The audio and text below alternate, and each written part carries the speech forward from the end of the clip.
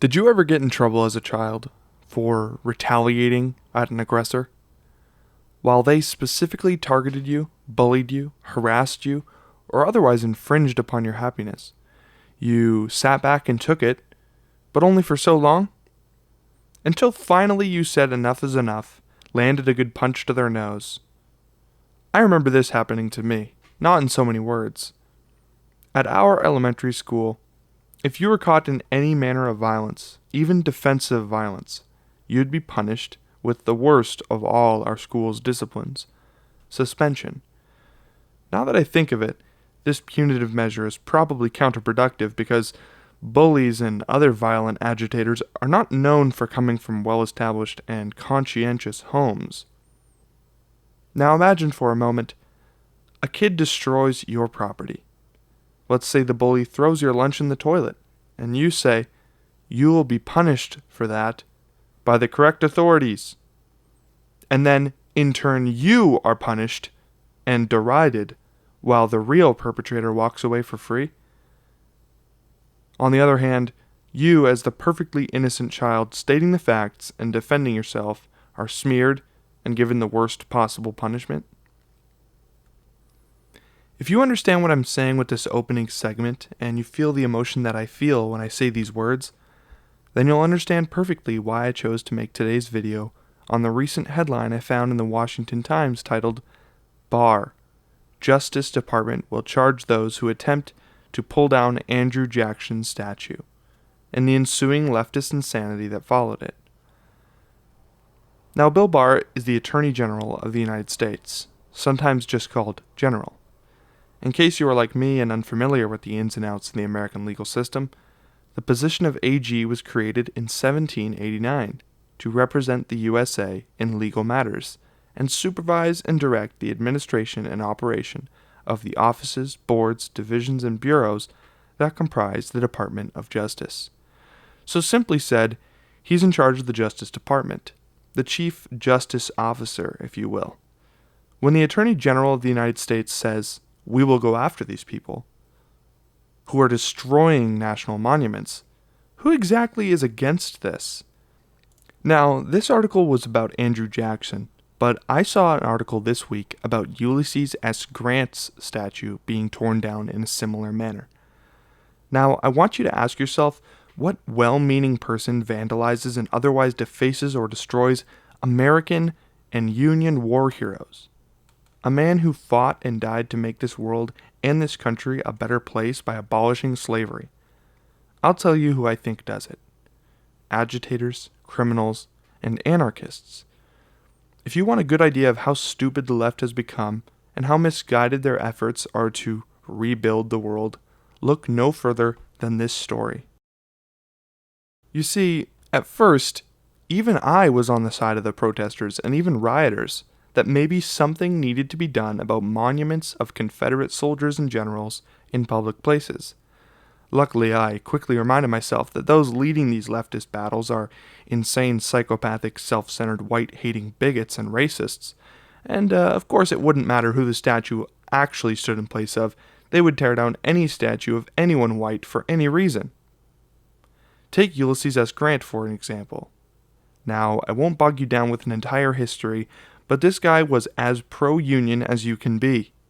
For those of you that are unfamiliar with basic history, perhaps you vote Democrat, let me refresh your memory.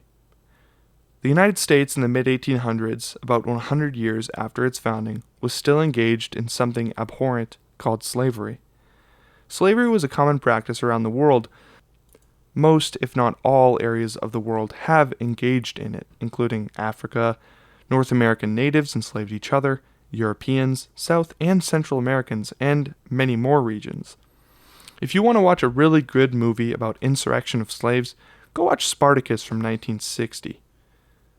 Romans even harvested slaves from nearby countries, of white people, including Thrace. Many of the more modern countries in Europe and England's colonies began to abolish slavery around 1850. First at home, and then abroad. Sugar plantations, such as those in the Caribbean and other places, were heavily reliant on slavery for their industries, and the sugarcane industry in these places, with the exception of Cuba today, have all but shut down. In the USA, slaves were brought over mostly from Africa, sometimes by brutal force, and treated most of the time as subhuman. They were forced to work long days, harvesting and cultivating cash crops such as tobacco and cane sugar. The slavery industry became segregated on racial lines in the United States because of God-fearing Christian men needing an excuse to hold other human beings against their will. They used their dark skin as a mark of inferiority, which was loosely tokened from the Bible. The north of the USA cooled to the idea of slavery and thought to ban it outright. They had many free men with black skin living in the northern USA. When legislative efforts failed to ban the practice in the South, according to the U.S. Constitution, it wasn't until a presidential candidate named Abraham Lincoln was elected, a new political party was formed called the Republicans, that anti-slavery really started rolling. Oh, and by the way, before I go on, a Lincoln statue was destroyed in England this week. Back to the story. The northern states joined together and became the Union, sought to abolish slavery in their country. The southern states formed their own group, called the Confederacy, and sought to defend what they thought was their right to own slaves. We could go into the economics and underlying philosophical problems with this, but I want to keep this video brief, so I will leave the background at that. The North and South entered a bitter conflict that lasted years and took hundreds of thousands of white lives. After the South caved to the North's demands, slaves were set free once and for all. Over the next 100 years, laws were incrementally passed to bring blacks to the same level legally as whites, but were all but separate from their white counterparts in almost every facet of life. Blacks couldn't even drink from the same water fountain as whites. This mistreatment was clearly wrong, but it was clearly a lot less wrong than pre-abolition. Now I go back to the Civil War. A general named Ulysses S. Grant fought against the Confederates with the Union and eventually aided in the Confederates' defeat. After the Civil War, he assisted in reforms and incremental improvements to the blacks' way of life. And for a year, earlier in his life, by the way, Grant had owned a slave himself. Now, is tearing down a statue of Ulysses S. Grant a good idea? Is this effort to erase history okay? Is Ulysses S. Grant defined by his implicit inclusion in an abhorrent practice that was totally acceptable among white peers and by world standards at the time? Or is he defined mostly by his incredible efforts to end slavery? Is he defined by the color of his skin or the content of his character? Now, I have buried the lead on this story, but it was originally about the Attorney General of the USA protecting monuments such as Ulysses S. Grant on federal property by going after racist terrorists gallivanting as protesters that are seeking to tear down and undo much of the progress we have made as a country. Grant obviously wasn't perfect, but neither are you. His outstanding efforts to support a good cause against peril of death will be remembered forever, and we revere the efforts of individuals that fought for what they believed in, Confederates included, by the way. Confederates deserve to be remembered for the same reasons of bravery and doing what they believed in, but that deserves its own video, and for different reasons, obviously. They were not on the right side of history.